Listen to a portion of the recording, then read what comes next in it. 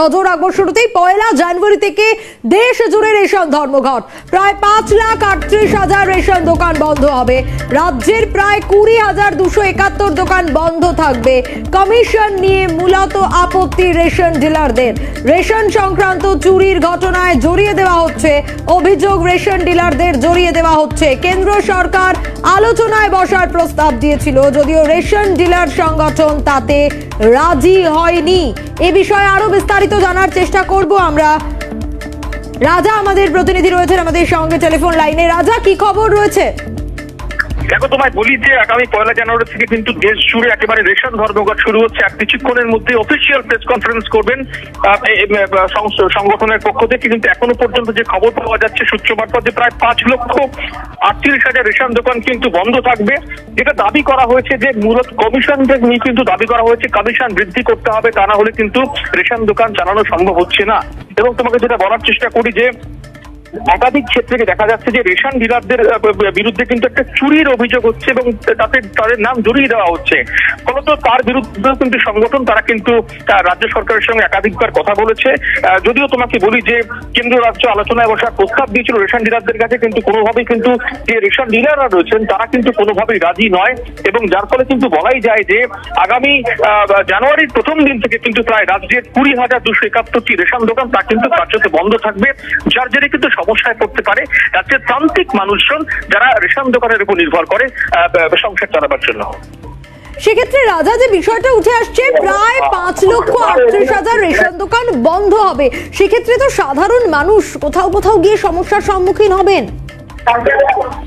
খুব স্বাভাবিকভাবেই দেখো, তোমাকে বলি যে রাজ্য সরকার যখন দুয়ারি রেশন প্রকল্প চালু করছে, ঠিক সে সময় দাঁড়িয়ে কিন্তু তার কারণটা একটাই, যাতে সাধারণ মানুষ তারা ঘরে বসে রেশনটা পায়, বাড়িতে বসে রেশনটা পায়।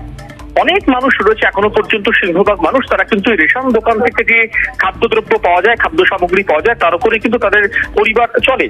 কিন্তু যদি এই দোকান বন্ধ থাকে, অর্থাৎ যেটা খবর তোমায় বলেছি গোটা দেশ জুড়ে 5,38,000 রেশন দোকান, যেটা এই পশ্চিমবঙ্গের ক্ষেত্রে কিন্তু সেই রেশন দোকানের সংখ্যাটা হচ্ছে 20,271টি। এই 20,271টি রেশন দোকান বন্ধ থাকলে সাধারণ মানুষ যারা রেশন দোকান থেকে প্রতি মাসে তাদের খাদ্য সামগ্রী সংগ্রহ করেন, তাহলে তাদের কি হবে? এই গোটা বিষয়টি কিন্তু এই মুহূর্তে চিন্তায় রাখছে সাধারণ মানুষকে। কেন্দ্র রাজ্যের পক্ষ থেকে কিন্তু অল ইন্ডিয়া ফেয়ার প্রাইস যে শপের যে যারা নাকি সদস্য রয়েছেন তাদেরকে অনুরোধ করা হয়েছিল আলোচনায় বসার জন্য, কিন্তু কোনোভাবেই নিজেদের সিদ্ধান্ত থেকে এতটুকু সরতে রাজি নন তারা। যে কারণে কিন্তু আগামী 1 জানুয়ারি থেকে কার্যত বলা যায় যে অঘোষিত ধর্মঘটের পথে যাচ্ছে এই রেশন ডিলার অ্যাসোসিয়েশন যারা রয়েছেন তারা। সেক্ষেত্রে রাজা, যে বিষয়টা উঠে আসছে 1 জানুয়ারি থেকে, তুমি যেমনটা বলছিলে দেশ জুড়ে রেশন ধর্মঘট, অন্যদিকে একটা প্রস্তাব দেওয়া হয়েছিল বৈঠকে বসার জন্য, সেটাও কিন্তু রেশন ডিলাররা মেনে নেননি।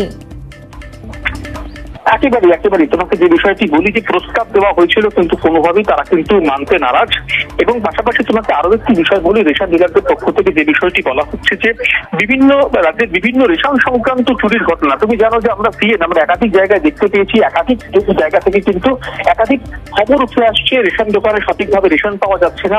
এবং সেক্ষেত্রে কিন্তু যে চুরি সংক্রান্ত ঘটনায় কিন্তু রেশন ডিলারদের জড়িয়ে দেওয়া হচ্ছে বলে যে অভিযোগটা বারংবার এই অল ইন্ডিয়া ফেয়ার প্রাইস যে সব রয়েছে তাদের যে ওনার্স রয়েছেন তাদের সংগঠনের কাছে বারংবার আসছে, তার বিরুদ্ধেও কিন্তু তারা তোপ যাচ্ছেন। তারা বলছেন কোনোভাবে রেশন ডিলার যারা রয়েছেন তারা কোন রকম চুরির সঙ্গে সরাসরি যুক্ত থাকে না। তার সাথে গোটা বিষয় নিয়ে কিন্তু তাদের একাধিক দাবি রয়েছে। এই দাবিতেই কিন্তু তারা রেশন ধর্মঘটে যাচ্ছে। 1 জানুয়ারি থেকে কিন্তু দেশ জুড়ে এই ধর্মঘট চলবে। সোনিয়া, ধন্যবাদ রাজা।